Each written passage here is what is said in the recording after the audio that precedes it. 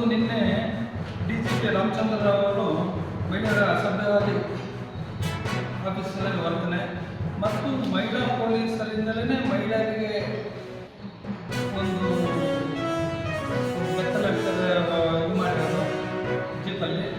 ಮತ್ತು ಪೌರಾಯುಕ್ತ ಅಮೃತ ಗೌಡ ಅವರಿಗೆ ರಾಜಕೀಯ ವೃತ್ತಿಗಳ ಕಾಂಗ್ರೆಸ್ ವೃತ್ತಿಗಳಿಂದ ಧಮಕಿ ಹಾಕಿದೆ.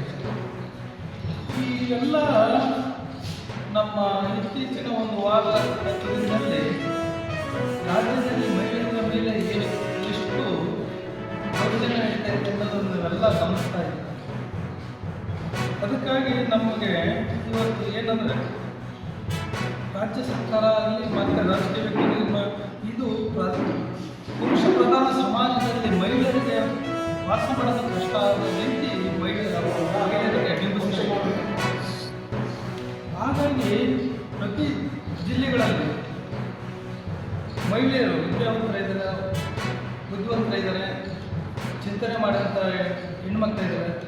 ನೀವೆಲ್ಲ ಸೇರ್ಕೊಂಡು ಯಾಕೆ ಜಿಲ್ಲೆಗೆ ಒಂದೊಂದು ಮಹಿಳಾ ರಕ್ಷಣಾ ವೇದಿಕೆಗಳನ್ನ ಮಾಡಿಕೊಂಡು ಏನು ಮಹಿಳೆಯರಿಗೆ ಒಂದು ಸುರಕ್ಷಿತ ದೃಷ್ಟಿಯಿಂದ, ಯಾಕೆಂದರೆ ಇವತ್ತು ಅಧಿಕಾರ ವರ್ಗದಲ್ಲಿ ಈ ಮೂರು ಸಮಾನತೆ ನೋಡಿದರೆ ಹೆಣ್ಣು ಮಕ್ಕಳು ಸರ್ಕಾರಿ ಕೆಲಸದಲ್ಲಿ ಅವರು ಎಷ್ಟು ದೌರ್ಜನ್ಯ ಇದೆ. ಇಂಥ ಹೋರಾಟಕ್ಕೆ ಒಂದು ಮಹಿಳೆಯರು ಜಿಲ್ಲೆ, ನಮ್ಮ ಜಿಲ್ಲೆಯ ಪ್ರತಿಭಾ ಚಿಂತಕ ಮಹಿಳೆಯರು ಇವೆಲ್ಲ ಒಟ್ಟಾಗಿ ಸೇರಿಕೊಂಡು ಇದಕ್ಕೆ ಎಲ್ಲ ಪುರುಷರು ಮತ್ತು ಅವರಿಗೆ ಸಾಥ್ ಇರುತ್ತೆ ಮತ್ತು ಜಿಲ್ಲಾಡಳಿತ ಸಾಥ್ ಕೊಡುತ್ತೆ. ಇಂಥ ವಿಷಯಗಳಿಗೆ ನೀವು ಹೆಣ್ಮಕ್ಳುಗಳು ಜಿಲ್ಲೆಯಲ್ಲಿ ಕಿಟ್ಟಿ ಪಾರ್ಟಿ ಇಂಥವೆಲ್ಲ ಮಾಡಿಸಲ್ಲ, ಅಂಥವನ್ನೆಲ್ಲ ಬಿಟ್ಟು ಇಂಥ ಕಡೆ ನೀವು ಗಮನ ಕೊಡಬಹುದು. ಏನಿವತ್ತು